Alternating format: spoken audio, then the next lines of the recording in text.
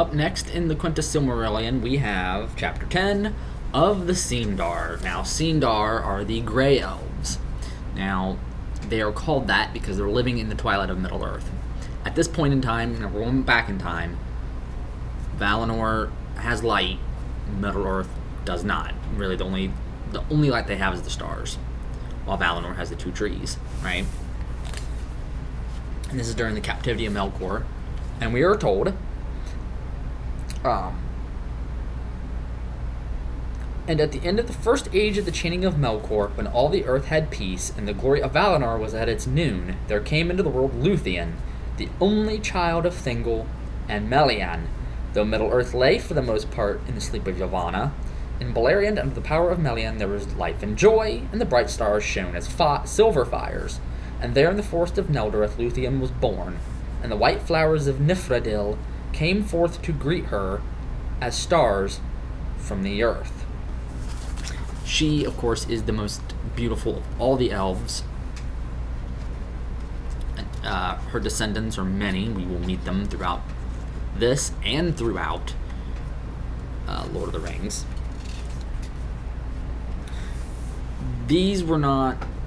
I believe this chapter was not originally in the Book of Lost Tales. There's a couple already that I have read that were not in the Book of Lost Tales. This is newer stuff that he ended up writing in the 20s and 30s.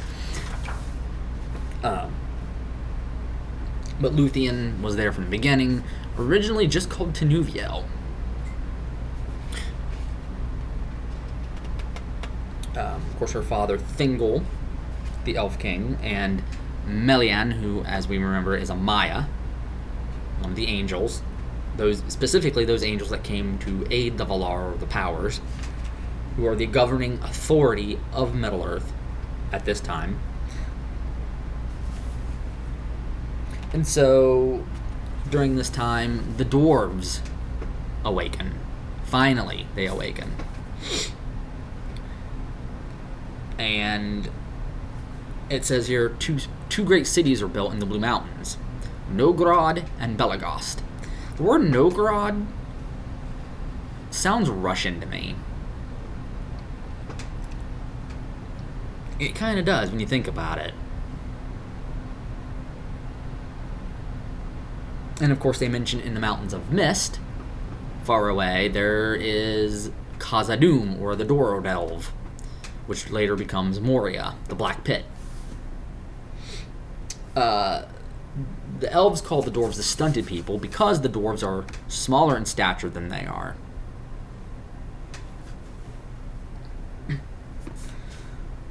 They become friends at this point. None of the strife that comes in later has existed yet. It even mentions here that there was a dwarven smith named Telkar, who will become important later on as the maker of Aragorn's sword, Anduril, or Narsil, as it was originally called. But here the dwarves befriend the Grey Elves and build for them a network of caves for them to dwell in. They're in the forest of Neldoreth, because Melian foresees that, and the dwarves even say, something bad's coming. That they can just feel that something bad's coming. Even though they've had peace all this time, because Melkor's been in Valinor, that is about to change.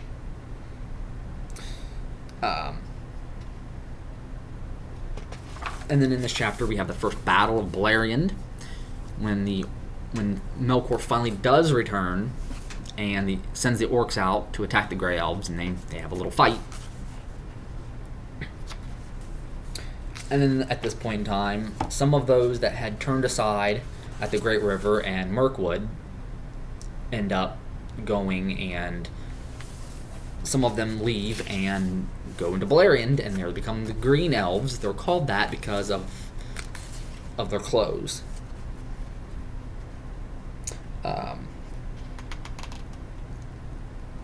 We do learn something else interesting in here, that Dwarven male doesn't rust. Now think about mail that doesn't rust.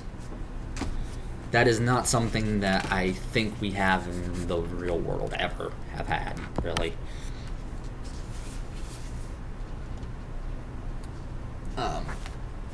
But yeah, peace is broken because Morgoth has returned.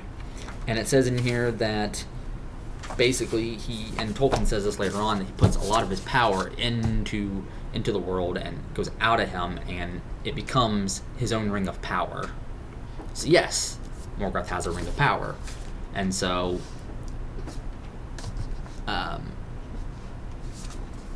I wonder if this gives Sauron his inspiration later on to forge the One Ring and the other rings of power. Knowing this. But this, of course, ultimately becomes Melkor's undoing, because he lets a great part of his power go into the world, just like Sauron does with the ring. And so we kind of see this mirror image between the two of them. Like, Sauron mimics Morgoth in a lot of ways, as we will see later. But that, yeah. And there we have it. There is Chapter 10. In the next video, we will be doing Chapter 11 of The Sun and Moon and the Hiding of Valinor.